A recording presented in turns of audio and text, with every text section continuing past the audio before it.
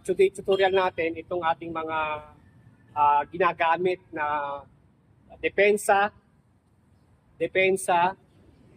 payong, or payong. Dalawa yan, ano? Pwede pagpalo dito ng anggulo 1. Ito siya. Babanggain mo muna yung stick sa amo. Pwedeng ilagay yung kaliwa mong kamay. Pwede mo siyang i-hook at mag-strike. Pag dito naman galing ang palo, same din. Banggain mo na yung pamalo, tapos nakasunod yung kamay.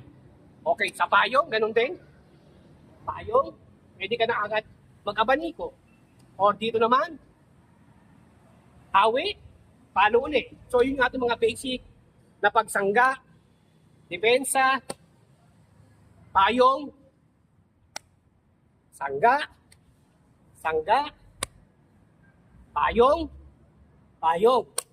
sangga, depensa, umbrella.